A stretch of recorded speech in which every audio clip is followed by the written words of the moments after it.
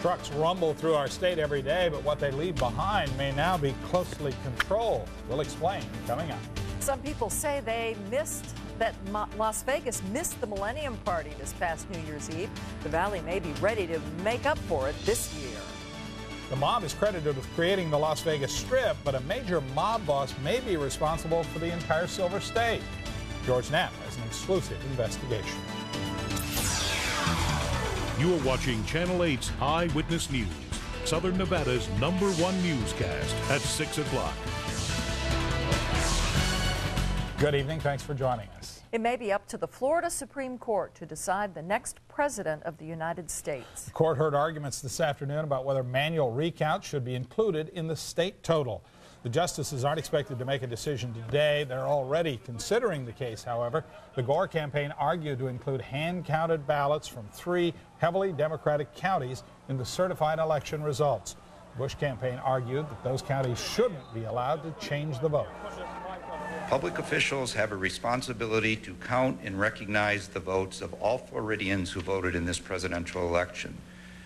Factors such as administrative inconvenience, expediency, or the limitations of vote reading machines pale in comparison to protecting the voting rights of our citizens. And of course, the right to vote includes the right to have that vote counted. The rights of the voters aren't what this is about.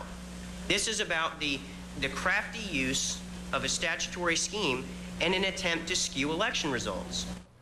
An attorney for Al Gore says there is plenty of time for a hand recount to be included in the certified vote, but the Secretary of State says the law is the point, not the time. State leaders are looking at ways to clean up our air. One of those ways is by cracking down on the pollution emitted by trucks and buses. Eyewitness News is live with Colleen May to show us more. Colleen? Well, Paula, as you know, I-15 is a major thoroughfare for trucks going to California and Utah. And you may have seen these trucks as they travel through the valley, often emitting black smoke and pollutants. Well, because of that, Nevada is now considering getting a jump start on cleaning up its air. Thousands of trucks travel on valley roadways every day. Now, air quality leaders in Nevada are thinking about cracking down on the pollution they emit. Toughest is really in California is one of them. Charles Barrickman has been driving trucks for 40 years and agrees that California has the toughest pollution standards. Usually, if they look at the sticker and I have a California sticker, why, they'll let me go by. Nevada officials met Monday with leaders from 12 other states to learn more about California's emission standards. Nevada is considering adopting those standards, which are far stricter than the federal rules. We have a number of programs that we currently have in place and lots more on the horizon. Here's a look at the source of emissions in the valley. As you can see, a majority does come from on-road sources like trucks and buses. 11% is from non-road sources like construction equipment. A minimum amount of emissions also come from stationary sources like companies that produce byproducts and area sources, which include construction sites that have factories on the premise. We're doing well. We're making significant strides. Nevada won't make a decision before talking to trucking associations and air quality regulators in Clark and Washoe counties. The federal government has decided on stricter standards, which start in 2007. If Nevada adopts California standards, they would go into effect in 2004. It would require engine manufacturers to make engines more efficient, which means cleaner exhaust and air. And the Clark County Health District says overall the valley really isn't doing that bad at all. In fact, we're going on the 2nd year of not exceeding federal standards for carbon monoxide levels. I'm Colleen May, Eyewitness News, live. Oh, that's good. Thank you, Colleen. In 10 days, the cost of heating your home will be going up.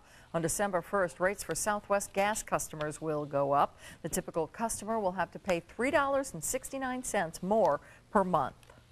Plagued by construction delays, cost overruns, and slow business since its opening 16 months ago, the Regent Las Vegas is expected to file for Chapter 11 bankruptcy protection. Eyewitness News is live. Lisa Johnson joins us with the story. Lisa? Gary, rumors that the Regent has been on the verge of filing for Chapter 11 have been circulating since September, when it missed $5 million in payments owed to creditors and bondholders.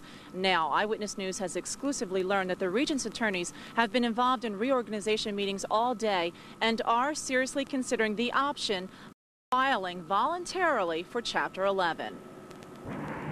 In the beginning, the resort with its lush golf course and spa was marketed as a luxury experience over a gambling spree. but in its 16-month infancy, it has struggled getting guests to stay in the Regents towers and play the Regents' 50,000-square-foot casino. Now the owners are seriously considering Chapter 11 to buy them time to turn around the troubled casino property. It was marketed totally toward an international market, but really in effect it was going to be a spa kind of a resort that really the locals wouldn't come into play. Thus, many of us that live in Las Vegas know how hard that is to make work. You can't fill a hotel without using some of the locals. Keeping presidents is another problem plaguing the resort. On Thursday, the Regent's third president and CEO, Paul HANLEY, resigned after only 3 months. In that time, he laid off 20% of the workforce. The company spokesman says no further layoffs are expected if they do file, and the resort will remain open, offering its same level of services. Now, interestingly enough, we spoke to some employees off camera, and they all said they have high hopes for the Regent's success. They pointed to the success of the Regent's leased restaurants, Oxo's, Spadini's, the Irish Pub, which they say are packed nearly every night. And we also want to remember that just because an organization may file for Chapter 11 doesn't mean it's the death knell for this property. Remember Bally's in the late 80s when they filed for Chapter 11, and look at the Bally's properties now. We'll keep you posted. For now, Lisa Johnson, Eyewitness News, live. Very interesting. Thank you, Lisa. A new name has surfaced to lead the Clark County Commission. Mary Kincaid will likely be voted in as the chairperson of that body next year. Bruce Woodbury, who's the current chairman, was in the running until he decided to withdraw last week. Sources say Dario Herrera withdrew his name so he could run for Nevada's new congressional seat. The county commission has to vote on the chairperson in January. A car jumped a curb this morning, running into a mother and her 5-month-old baby boy. They're being treated for serious injuries. Police say the woman was pushing her 5-month-old baby in a stroller near Flamingo and Eastern when a man drove up onto the sidewalk and ran into them. The mother and child were rushed to UMC. The driver of the car appeared to be okay. According to police, the driver doesn't remember anything about the accident. Many eyewitnesses were shaken up by the accident. How he got on the curb, I don't know. The cops asked me how he got on the curb. I don't know. None of the witnesses know what happened. Police say the driver was not drunk and he was not speeding. There's no word yet if charges will be filed. A man found wandering in the desert, naked and badly burned, told police today that he lied about how he got there. Police say this past weekend the man drove himself to an area known as the Saddle off Lake Mead Boulevard, where he set himself and his truck on fire. He was found by a rescue helicopter and taken to the hospital in critical condition. The man told police he had been carjacked, beaten, and set on fire by 2 men. They now believe he made up that story. He is still listed in critical condition. An incentive to get you to pay your parking meter fines has the city in a dilemma. It's because some people are paying the city too much money. Eyewitness News is live with Tom Jones. He's near the county courthouse with more. Tom, sounds like a good problem. Yeah, it is. But, Gary, people have overpaid the city close to $1 million in parking fines money. It seems some people aren't looking at the tickets and they're not noticing the print that tells them in some cases not to pay so much. The purpose of the discount was actually to encourage people who do not pay their parking bills to maybe pay them. The early pay discount program has worked so well, the city of Las Vegas has collected $680,000 in overpayments. Here's how that happened. The fine for parking tickets is $20, but take a look at the front of the ticket. It says if you pay the fine within 15 days of getting the ticket, you only have to pay 50%, which comes out to $10. The city's audit department found out close to 100,000 people paid the city $20, even though they paid the fine within 15 days. Now the city has to return that money. Because of that hassle, the city is thinking about doing away with the program. The audit's recommendation was that the early pay discount is not doing what it's intended to do, and that the penalties for late payment are incentive enough to make sure people pay their parking fines.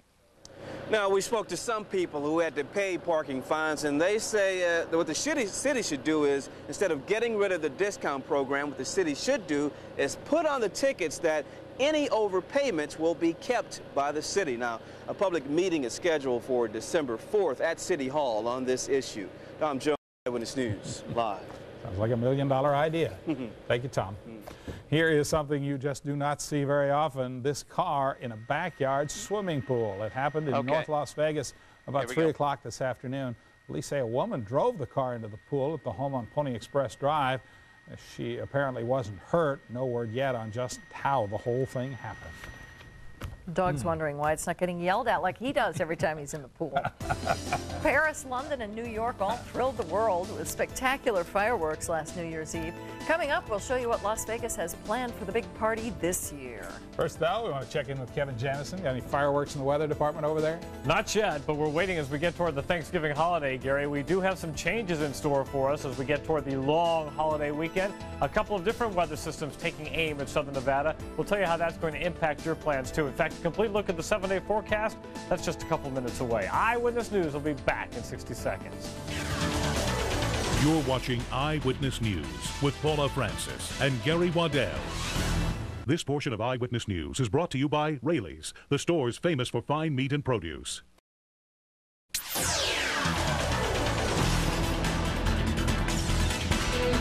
Las Vegas was criticized on the eve of the millennium for not doing fireworks. So for the countdown to 2001, city officials are planning a huge fireworks display all along the Strip. Eyewitness News is live. Andrea Bond has the details.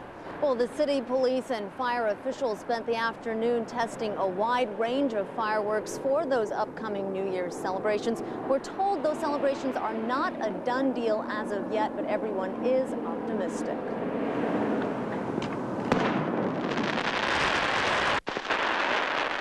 City officials say this is just the beginning. If all goes well with testing, Las Vegas will see the biggest fireworks display in its history, something a lot of people were hoping to see last New Year's. He burned the phone off the hook down at City Hall, and everybody was complaining to me like it was my fault, and I said, if there's anything I can do as the mayor, we will have it next year, which is this year now. There's enough people living here in Las Vegas, they should definitely do something, more fireworks.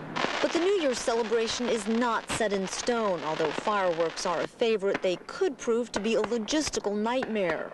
From one end of the Strip to the other, there's a lot of building structures involved. There's a lot of distances, and staffing levels for fire and metro are already maxed, so we have to take that into consideration. Whatever route the city takes, safety will be the top priority. If fireworks don't work out, the city promises it will do something grand and spectacular. As for residents, well, they say they're willing to give the city another shot. Bet, absolutely. I'll be in town. I'll have about 500 of my closest friends probably with me in town, so yeah, I'll be here. Now, things appear to have gone well today. During testing, we'll know in a couple of weeks as to whether those celebrations will take place or not. Right now, we're told one of the biggest obstacles could be the wind. Andrea Bond, Eyewitness News Live. That's always a problem. Thanks, Andrea. More people are traveling through McCarran Airport. Airport officials say this October, passenger traffic at McCarran was up almost 7% over October of last year. That's people arriving and departing from McCarran this year so far is up almost 9% over 1999. Al Capone is the infamous boss of the Chicago mob, but he also may be the man behind modern Las Vegas. George Knapp has the exclusive investigation next. And imagine losing the ability to do the most simple tasks because of paralysis. Now there's new help for those who've lost use of their arms or legs. We'll show you in medical breakthroughs. Plus, Kevin Janison will have your neighborhood weather.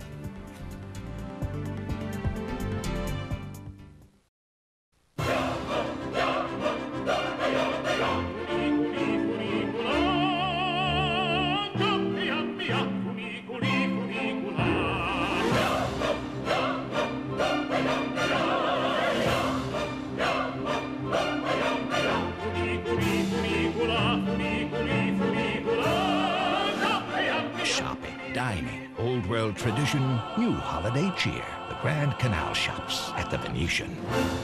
This portion of Eyewitness News is brought to you by the Grand Canal Shops at the Venetian.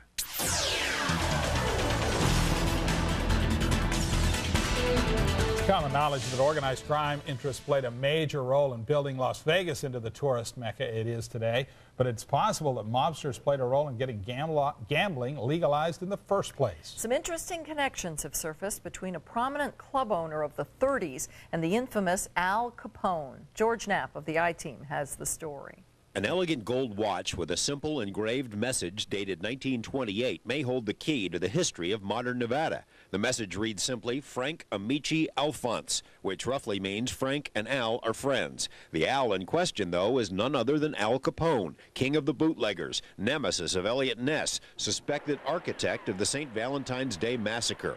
The watch was a gift from Capone to one Frank Detra, who, while he certainly wasn't a gangster, worked with the Capone organization and was a personal friend of Scarface himself. For Nevada historians, the watch raises huge questions. Yeah, it's one of the more interesting stories, and it really has the potential to turn the study of Nevada gambling upside down. Dave Millman at the Nevada State Museum says the watch, along with other one-of-a-kind items from Las Vegas of the 1930s, were donated to the museum by the son of Frank Detra. John Detra, shown in this picture as a child, declined to be interviewed, but previously has said that his father, working in Las Vegas for Al Capone, helped to grease the skids for the legalization of gambling. There have always been reports of cash payouts.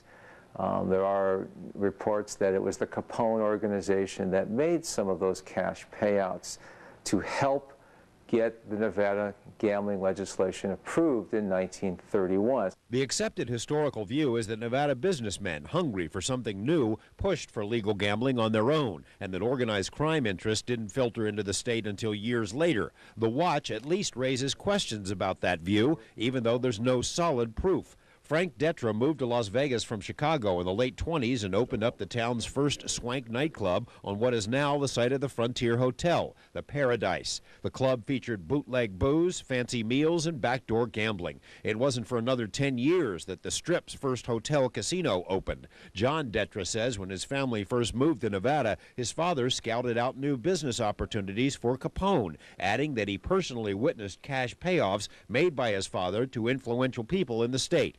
Millman says, on the surface at least, it makes sense Capone was interested in Nevada. With the ending of Prohibition in 1933, a lot of these other crime families had money to invest, and it makes sense that Capone was interested in gambling in Nevada. It makes sense because Capone was not just a bootlegger. He's well known for his bootlegging activities, but he was also an accomplished gambling operator in the Midwest. Historians know that Capone passed through Las Vegas in the late 20s on his way to L.A., and in 1931 he had to be aware of the legalization of gambling here. But something happened in 1932 that prevented him from becoming one of our founding fathers. 1932 proves bad medicine for big shot Al Capone when Uncle Sam takes him for a ride to Atlanta for 11 years. Capone's crime syndicate continued to operate during his years in Alcatraz, but it's likely the interest in Nevada waned, allowing other mob outfits to move in. Millman would love to know for sure if America's most notorious gangster helped to legalize gambling in Nevada. As big as it gets. Yeah, no question. It's one of the great mysteries in Nevada history. George Knapp, Eyewitness News. The Detra family's donation to the State Museum in Lorenzi Park includes several very rare items from the Paradise Club, which was the first real speakeasy on the Strip. Tonight at 11, we'll have more on the club and its Al Capone connection. The museum, by the way, is open to the public. Update now on a story we brought you Friday. A once popular Southern Nevada retreat for some of Hollywood's biggest stars has gone to the highest bidder. The Walking Box Ranch was auctioned off over the weekend for $650,000. About 1/5 of its owner's original $3 million asking price. The new owner is a Las Vegas civil and structural engineer. The 38-acre ranch, nestled between Searchlight and Nipton, California, was built in 1931 by Hollywood sweethearts Rex Bell and Clara Bow. The Canadian mining company had owned the ranch since 1989. Comes with some nice Joshua trees. Yeah. Tossed in for the 600+ grand, huh? It has a tennis lot of acres court. there. Oh, there you go. 38 acres. They got a lot of Joshua trees. Yeah. Put a lot of tennis courts in there as well. Yeah. Well, we continue with this winter weather, but we're going to try to get autumn back here, at least salvage the week or two with somewhat milder temperatures. Speaking of winter, though, we've got plenty of winter pictures to show you. We'll take you to Buffalo, New York, where, of course, once they turn on the lake effect snow machine, it doesn't seem to go off. 16 inches of snow today in Buffalo, and they still are out there riding their bikes like a fine spring day. Wow. Imagine what 16 inches of snow would do here. How about some real-time neighborhood weather? We'll take it near Flamingo and Boulder Highway. Our weather station at Cunningham Elementary, 54 degrees. Not too cool this evening. No wind to speak of. Humidity at 31%, and the clock keeps ticking at 6:21 and 30 seconds. We'll jump down to Wheeler's RV, south end of town, where it's 52 degrees. Over in Pahrump, 51 degrees right now. Wind is calm. And in the far northwestern part of the valley, Elkhorn Springs area, way up past Ann Road, 52, a light northwesterly breeze at 3 miles per hour, humidity coming in at 27%. Neighborhoods across the valley, it's 52 in Summerlin, 49 at the zoo on North Rancho, 52 as well down in Green Valley. Outside the valley, 36 on the mountain, 52 in Boulder City, Laughlin at Bennett Elementary coming in at 61 degrees. How about these low temperatures this morning? Mid-20s in Primm, Pahrump, Indian Springs, the mountain, Overton, and Mesquite at 30 degrees. And in town, low temperatures were freezing or below pretty much over the northeastern section of the valley, while west side locations had temperatures pretty much in the mid-30s. Your highs today, not a great disparity, 65, pretty much mid-60s to the low 70s, again, depending on your neck of the cactus. 52 on the mountain, 69 from the lake, Overton, and Laughlin. And at McCarran today, the top temperature, 63. That's 2 degrees below normal. We still haven't had a high temperature above normal since the 20th of October. So exactly 1 month there. Morning low finally getting back above freezing at 35 degrees, although as we showed you, some neighborhoods were down below freezing. Here's all that snow moving into western New York and heading up toward New England. It's really the only storm system affecting the U.S. for now. However, we've gotten a whole slew of high clouds. This is tropical moisture that has slid into Southern California and Southern Nevada. We'll be dealing with these tomorrow before they push to the east. Then we have another front right here, which is going to be coming on in. And as this moves in, it's coming in off the Pacific, so this will still be mild. We could get a sprinkle, although if there's any precipitation, it'll be over the mountains. Then after this goes through, there's a much bigger one back here, and that's the one that's going to come down from the north. So when the storms come in from the west, mild temperatures. When they come down from the north, that's when we cool off, and that's what's going to happen again as we get toward the end of the week. Your forecast for tonight, plenty of high clouds, only going down to about 39 degrees for the low temperature, and probably 0 in the wind category, maybe as high as 5 miles an hour. Tomorrow, plenty of high clouds most of the day with a high temperature of 65, and if we reach that, normalcy will have finally returned, but won't last long. We'll start dipping temperature-wise as we get toward the Thanksgiving holiday and shopping day. Well, everybody will be inside shopping on Friday, but the rest of the weekend, windy and cool with highs in the 50s and overnight lows in the 30s. So we just can't shake the entrenched early winter that we're dealing with. Kevin, thank you. You're welcome.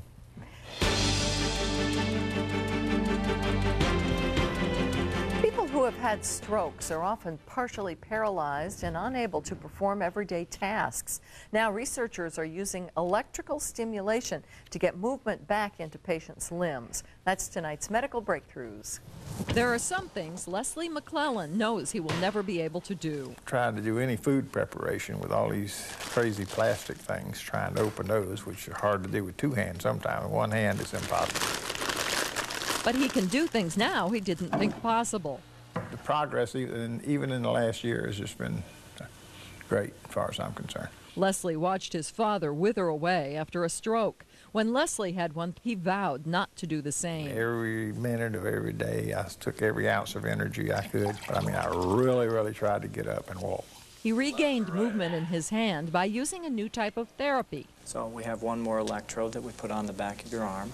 Electricity is delivered to the muscles through electrodes. The patient starts a movement. The machine helps finish We it. can think about moving, but it takes a great deal of effort for somebody with a stroke to move. In a stroke, the main pathway a signal travels on is blocked. It has to find a different route to make the movement. And you've got a movement. With repetition, the new path is remembered. It's the combination of people voluntarily trying a contraction and then experiencing a movement with the boost from the microprocessing unit.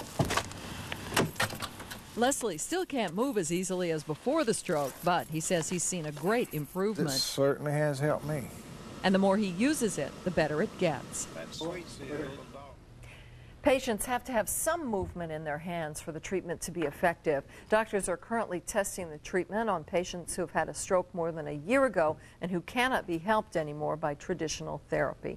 If you'd like more information about this treatment, send us a self-addressed stamped envelope and write stroke stimulation on the front. You can also find information on our website. Time checking with Dave McCann for all the sports. The Rebels are in one of my favorite places in the whole wide world, Maui. That's right. They got a big night ahead of them. They got to take on 8th-ranked Arizona, or not 8th-ranked Arizona, but 8th-ranked Illinois at the Maui Invitational. Arizona already in action today. Also, another of the Giants over there has already fallen. Highlights a big upset coming up. Plus, Las Vegas golfers say goodbye to an old friend. Sports is next here on Channel 8.